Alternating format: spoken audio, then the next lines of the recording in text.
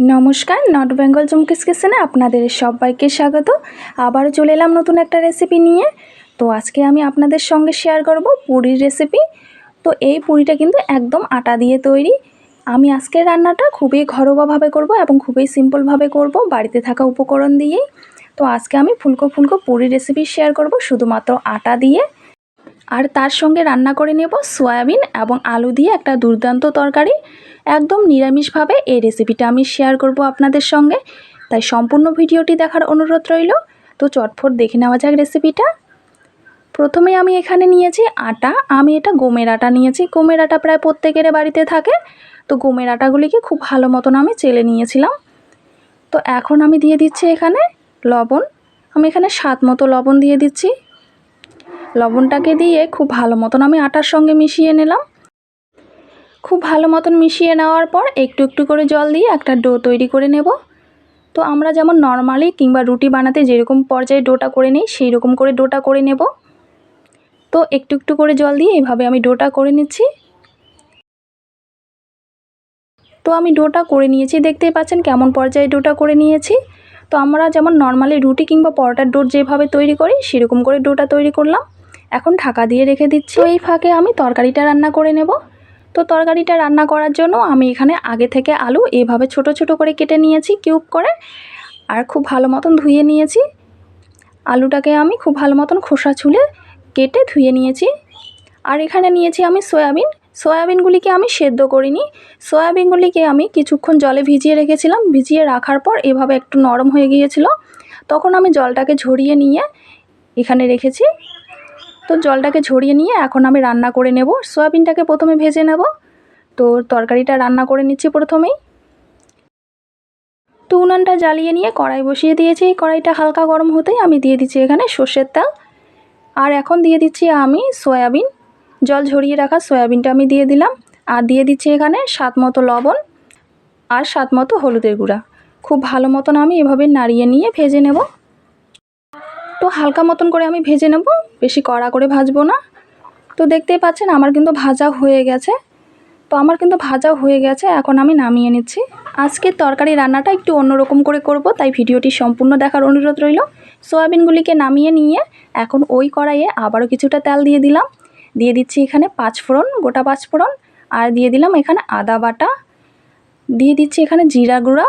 আর দিয়ে দিলাম ঝালের গুঁড়া অর্থাৎ লাল লঙ্কার গুঁড়া। আর দিয়ে দিচ্ছি এখানে হলুদের গুঁড়া। আমি তেলেই কিন্তু সব উপকরণ দিয়ে দিলাম। আপনারা চাইলে এখানে কিন্তু কাঁচা লঙ্কা কিংবা তেজপাতা এগুলোও এড করতে পারেন, আমি দিলাম না। এখন দিয়ে দিচ্ছি জল। আমি মশলাগুলি কিন্তু গরম তেলের মধ্যে দিয়েছি, আর যখন দিয়েছি তখন কিন্তু চুলাটা একদম লোতে রেখেছিলাম।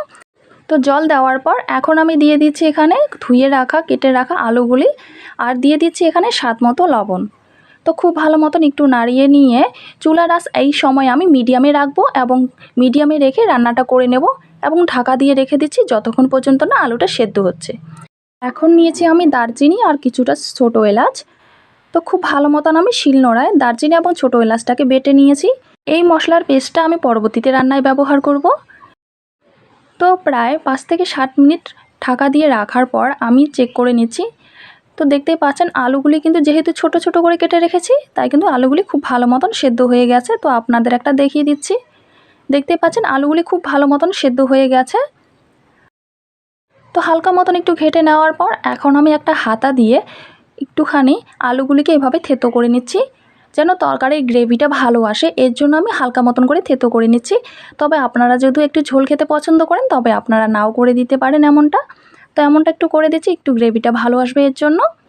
তো এভাবে করে দেওয়ার পর এখন আমি দিয়ে দিচ্ছি ভেজে রাখা সয়াবিন। আর সয়াবিনগুলিকে দিয়ে হালকা মতন একটু নাড়িয়ে নিলাম। তো বেশিক্ষণ জাল করব না সয়াবিনগুলি দেওয়ার পর, যেহেতু সয়াবিনগুলি একদমই নরম। এখন দিয়ে দিচ্ছি আমি ছোটো এলাচ এবং দারচিনির পেস্টটা, যেটা আমি শিলনোড়ায় বেটে নিয়েছিলাম। তো খুব ভালো মতন আমি আবার একটু নাড়িয়ে নিচ্ছি। নাড়িয়ে নেওয়ার পর আমি 1 মিনিটের মতো হালকা আঁচে এভাবে ঢাকা দিয়ে রেখে দেব। তো ফিরে এলাম 1 মিনিট পর।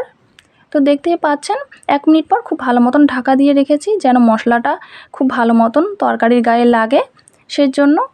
তো আমার একদমই তৈরি আলু এবং সয়াবিনের তরকারি নিরামিষভাবে।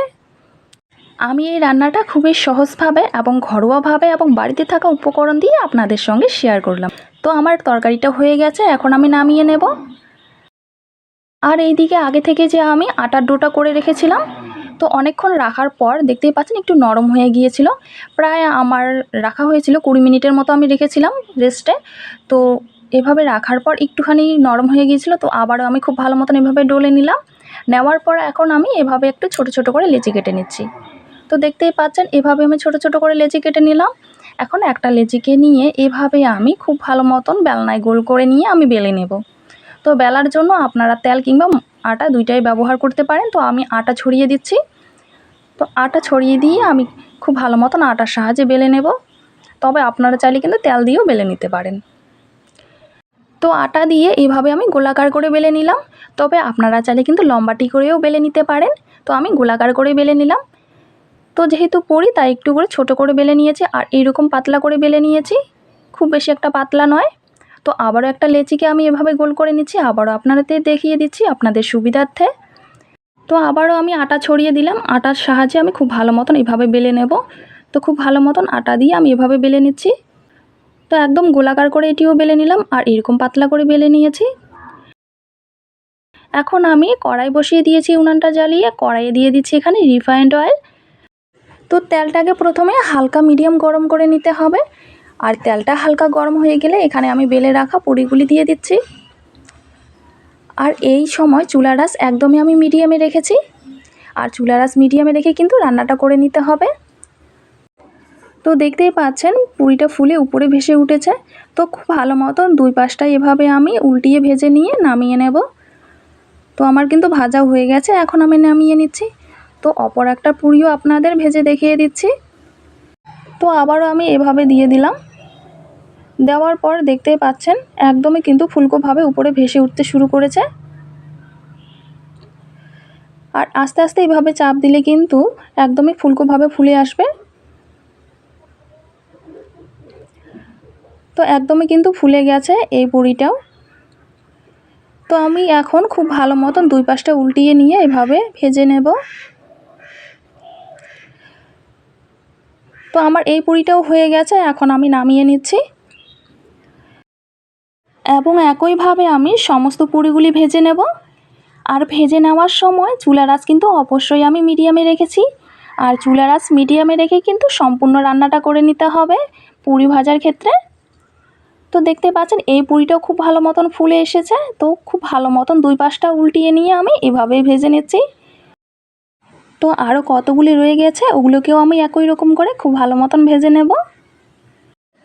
তো আমি সবগুলি পুরি খুব ভালো মতন ভেজে নিয়েছি। দেখতেই পাচ্ছেন একদম ফুলকো ফুলকো করে আমি কিন্তু ভেজে নিয়েছি।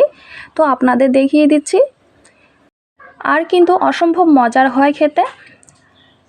তো আমি ঘরোয়াভাবে শুধুমাত্র আটা দিয়ে এবং কম উপকরণে কিন্তু এই পুরি রেসিপিটা আপনাদের সঙ্গে শেয়ার করলাম। তো দেখতেই পাচ্ছেন কেমনটা ফুলকো হয়েছে পুরিটা। হয়তো দেখে বোঝা যাচ্ছে ছেঁড়ার কোনো দরকার হবে না। তো একদম ঘরোয়াভাবে এই রেসিপিটা আপনাদের সঙ্গে শেয়ার করলাম, আটা দিয়ে পুরি এবং সঙ্গে সয়াবিন আলুর তরকারি। তো আজকের রেসিপিটা আপনাদের কেমন লাগলো অবশ্যই কমেন্টে জানাবেন। আর যদি রেসিপিটা আপনাদের দেখে ভালো লেগে থাকে অবশ্যই একটা লাইক করবেন, কমেন্টে লিখবেন যে কেমন হয়েছে। আর আমার চ্যানেলে যদি নতুন দর্শক হয়ে থাকেন অবশ্যই চ্যানেলটা সাবস্ক্রাইব করে রাখবেন নিত্য নতুন রেসিপি দেখার জন্য। তো আসবো পরবর্তীতে অন্য কোনো রেসিপি নিয়ে। সুস্থ থাকবেন, ভালো থাকবেন। আর সম্পূর্ণ ভিডিওটি দেখার জন্য আপনাদের অসংখ্য অসংখ্য ধন্যবাদ।